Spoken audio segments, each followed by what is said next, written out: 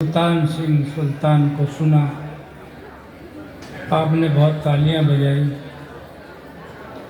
और उसने कविता पढ़ी कि ये एप्पल का फ़ोन कहाँ से आ गया। हाँ, इसे क्या पता कहाँ से आ गया। भाई कोई बॉयफ्रेंड नहीं दिया होगा। ये तो बड़ा सीधा सा सवाल है भाई। सुल्तान मेरठ से आए, मेरठ का नाम रोशन कर रहे हैं। मेरा पूरा आशीर्वाद इनके साथ है। और भाई श्रीकांत जी को भी मैं आयुष्मान होने का वरदान देता हूँ, आगे बढ़ें। और अपने को भी मैं कहता हूँ कि आप सब मुझे आशीर्वाद दें।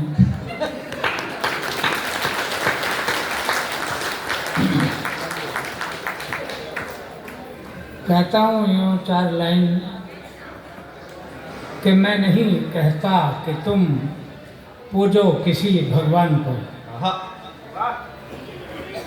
मैं नहीं कहता कि तुम पूजो किसी भगवान को, चर्च, मंदिर, मस्जिद, गुरुद्वारा या कि शमशान को।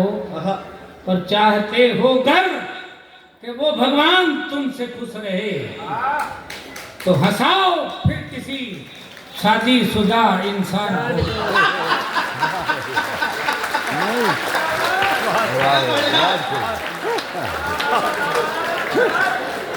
अजय जी कब भी चेहरे पर मुस्कुराहट नहीं आई। भाभी जी बगल में ही है। अच्छा लगा, हमारे संचालक जी ने हमारा सम्मान किया ही है, तो मेरा भी नैतिक दायित्व है कि मैं उन्हें श्रद्धांजलि दूं। नहीं सॉरी, करेक्शन करेंगे, श्रद्धांजलि नहीं, उनका सम्मान करता हूं। आप देखिए उन्हें और सुनिए हमें कि सभी के जीने का अपना अलग अंदाज होता है।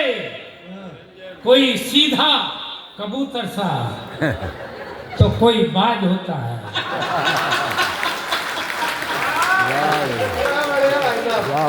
कोई महलों में रहकर भी भिखारी की तरह जीता, कोई फुटपाथ पर भी बादशाह बेताज होता है।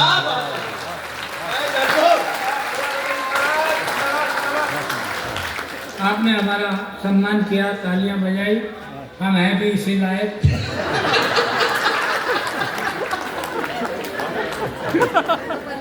क्योंकि हमारी कविताएं सुनकर लोग पूछते हैं, जानना चाहते हैं कि खिचड़ी आप कितने पढ़े लिखे हैं। तो बताना पड़ता है कि हम 10वीं क्लास में तीन बार फेलने हुए थे, अपियर हुए थे। तीन बार बड़े अच्छे नंबरों से फेल हुए। उसके बावजूद हमारे प्रिंसिपल सर ने हमारे सम्मुख बड़े आदर और सम्मान के साथ दोनों हाथ जोड़े थे। दोनों हाथ जोड़े थे।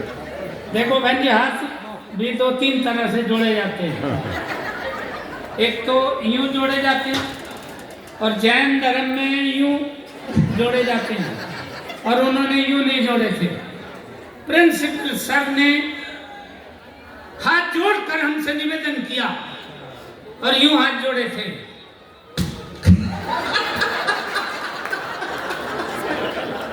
ऐसे मंत्री जी, आपके सामने किसी ने जोड़े हाथ तक? ऐसे नहीं जोड़े। ये सम्मान सिर्फ हमें ही प्राप्त हुआ।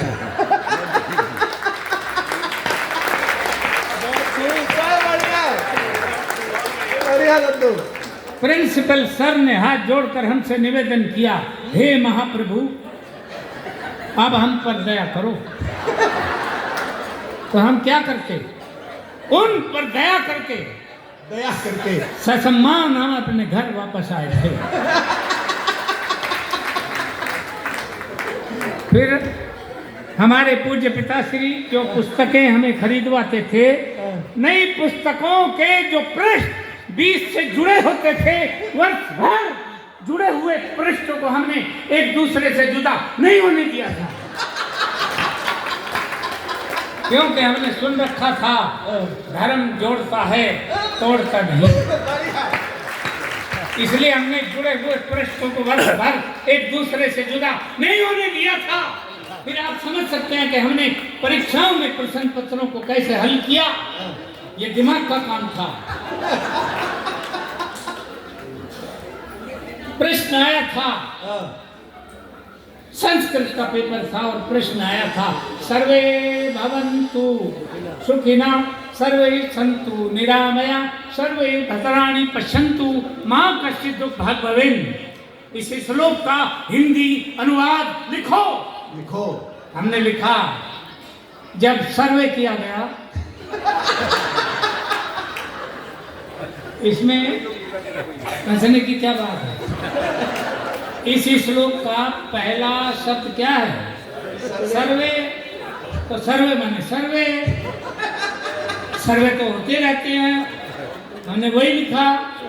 जब सर्वे किया गया तो पता चला कि भवन्तु ऋषि के आश्रम में कोई भी सुखी नहीं था।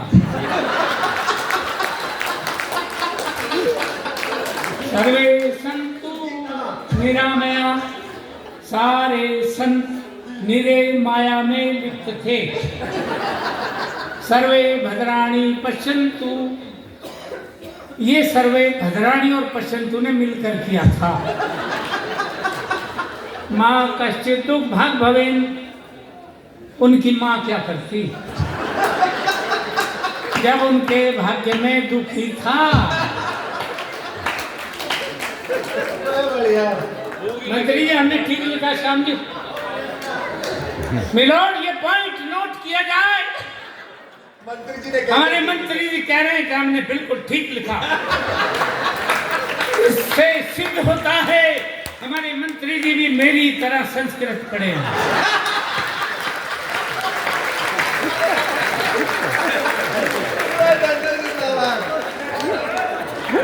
अगला प्रश्न इतिहास का पेपर था।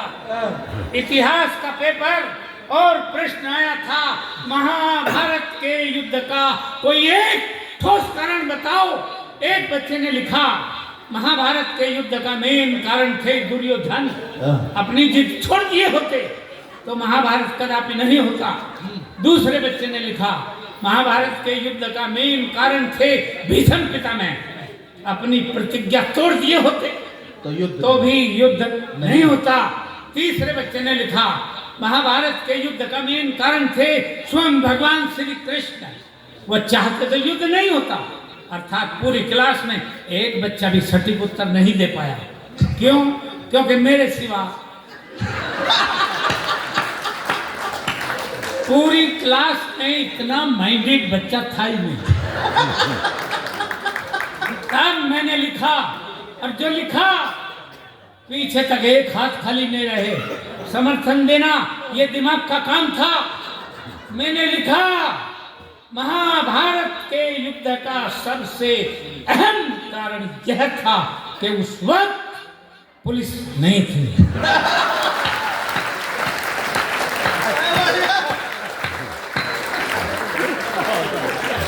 और ये कारण भी लिखा, अगर पुलिस होती तो दोनों फरीकान के अर्थात कौरव और पांडवों के 5-5 लोगों को पकड़ के थाने में बिठाती और ले दे के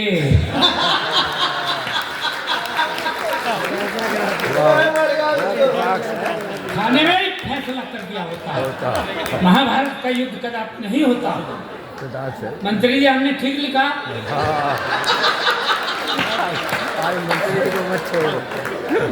सर ठीक लिखा। मिलोड ये पॉइंट नोट किया जाए। इसका मतलब है देहरादून में भी सब ठीक ठाक चल रहा है। ले दे के सब चल रहा है। बहुत बहुत धन्यवाद मंत्री जी, आपने स्वीकार किया। ये कारोबार चलता रहे, बहुत अच्छा है। हमसे किसी ने पूछा था कि रिश्वत एक अन्याय है, बोलो है कि नहीं? हमने कहा था रिश्वत एक अन्याय है। ठीक है लिखा? ये है दिमाग का काम। इसलिए हमने जो कुछ लिखा दिमाग से लिखा।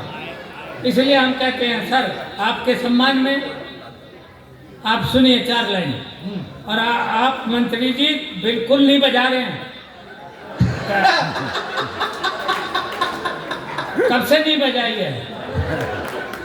ताली बजाओ। ये सम्मान है बुजुर्गों का, ये सम्मान है अटल बिहारी वाजपेयी जी का, क्योंकि मैंने उनके साथ कविता पढ़ी है। इसलिए मेरा सम्मान अटल बिहारी जी का सम्मान। बजाओ।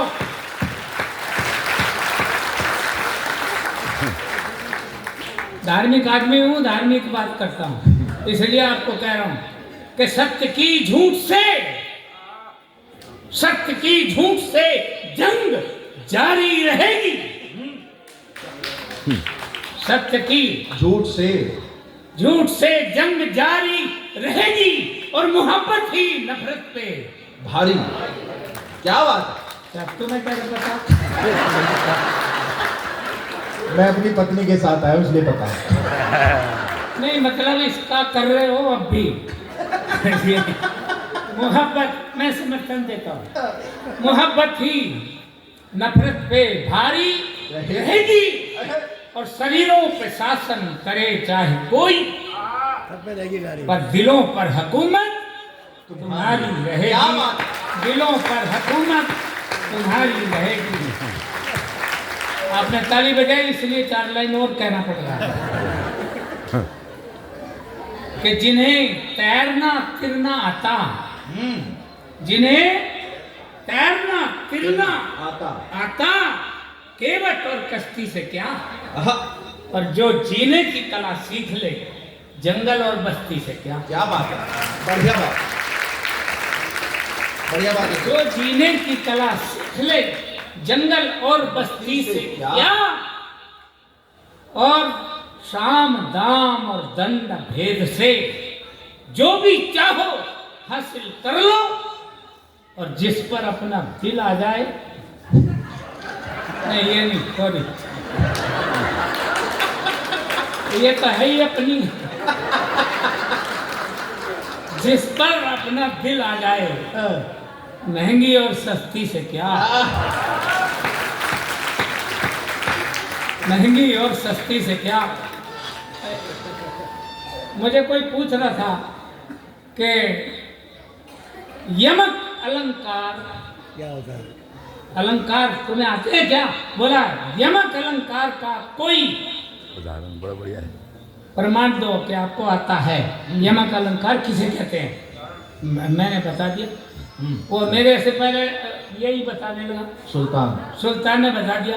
यमक अलंकार उसे कहते हैं। ये कोई मुश्किल बात नहीं है, हमने बहुत पढ़े हैं। यमक अलंकार जब किसी एक शब्द की आवृत्ति बार बार हो और उसका अर्थ हर बार बदल जाए, उसे यमक अलंकार कहते हैं। तो उस आदमी ने कहा उदाहरण दो। इन्होंने कह दिया वो कनक कनक से सोगुनी, कनक कनक से सोगुनी मादकता, ये होता है। और टीचर, उसने कहा, सामने वाले ने, वो तो पढ़ाता था, मास्टर था, ये हमारे बैठे हैं कमलेश शर्मा जी, बैठे नहीं रहे। ऐसे मास्टर होते हैं तो वो पूछते ही हैं। उन्होंने कहा पुराना हो गया, कोई नया उदाहरण दो। अच्छा, हमने नया ही दिया। हमने कहा सुनो, एक ही शब्द की आवृत्ति बार बार होगी। तो हमने बताया उसको कि यूपी सरकार में, योगी सरकार में जब कोई धरने लगता है, धरने लगता है, देखो दो बार आ गया धरने। जब कोई धरने लगता है तो योगी की पुलिस उसके धरने वाली जगह पर और इतना धरने लगते हैं कि उसकी धरने वाली जगह कहीं धरने लायक नहीं रहती।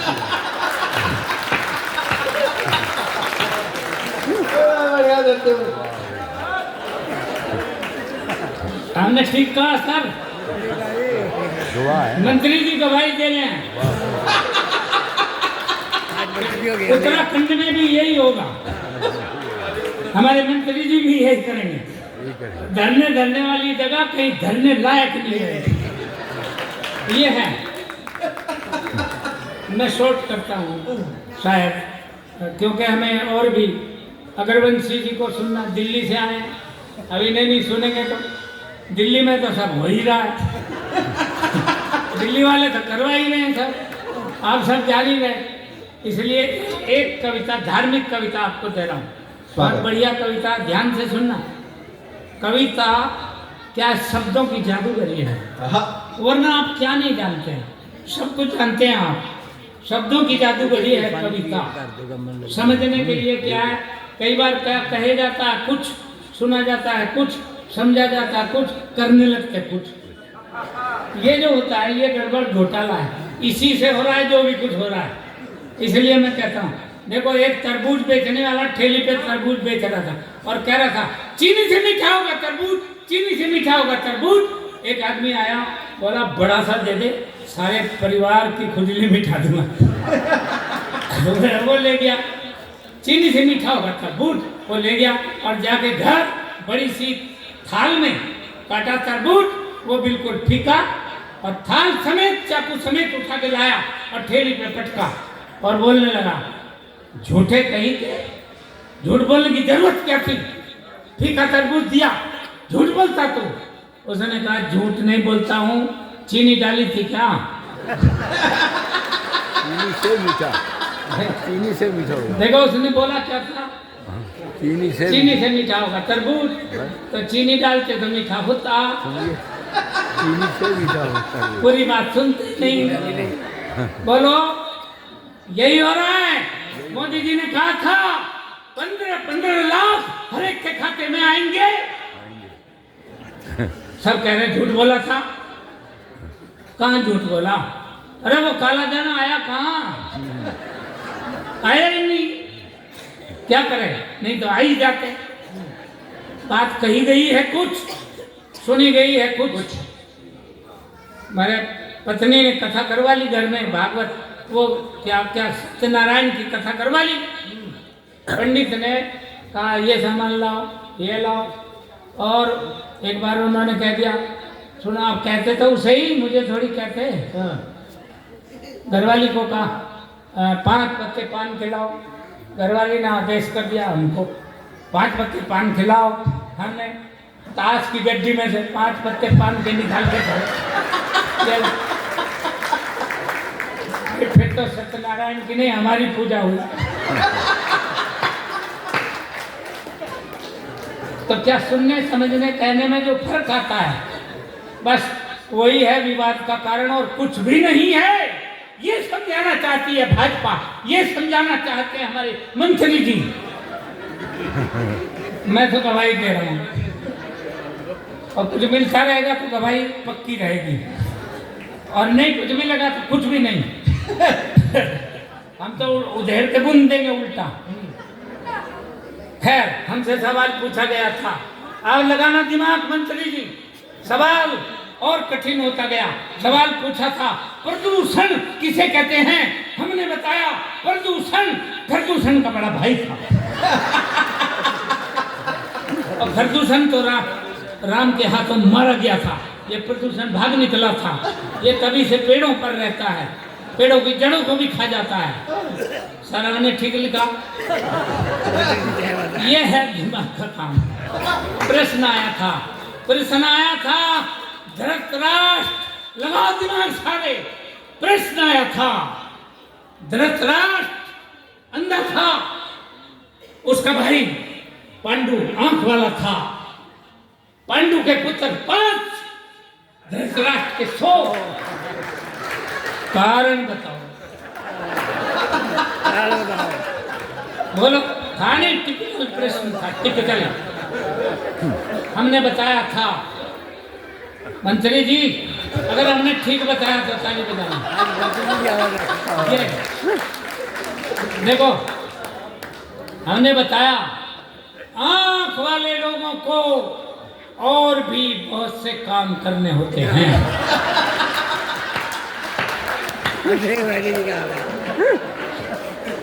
ठीक कहा आपने। मंत्री जी बजाओ ताली।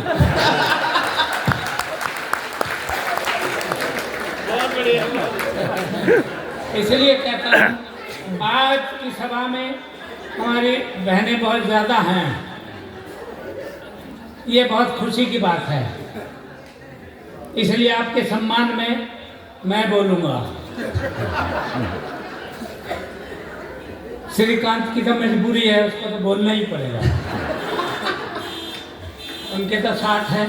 देखो जिनकी पत्नी साथ में आई है तो वो हंसते हुए भी क्या करते, एक बार पत्नी का चेहरा देखते हैं, एक बार मेरा देखते हैं, जब उधर से परमिशन हो जाती है तब हंसते हैं, तब ताली बजाते हैं। बस मैं तो एक बात कहता हूँ बहनों, ध्यान से सुनना, बहुत आपके कोर्स की बात बता रहा हूँ। जब भी कोई गलती हो जाए, गलती करना मनुष्य का स्वभाव है। लोग कहते नहीं, आदमी गलतियों का पुतला होता है। इसलिए कहता हूं, अगर कोई गलती हो जाए, गलती जैसे रोटी जल गई, सब्जी में ज्यादा मिर्ची नमकी हो गया, तो क्या कहते हैं पति महोदय, क्या कहते हैं पति महोदय, कहते हैं मुझे भी जला दे इसके साथ। वो तो कहेंगे मार डालेगी मुझे। देखो कहाँ उसका प्यार है, कहाँ ये तकरार है, क्या क्या वो बात है। पर मैं एक बात कहता हूँ आपके लिए, ध्यान से सुनना, अगर कोई गलती हो जाए तो बैठो, 5 मिनट सोचो, और सोचो ये कि ये जो गलती हुई है ये किसके नाम लगानी है।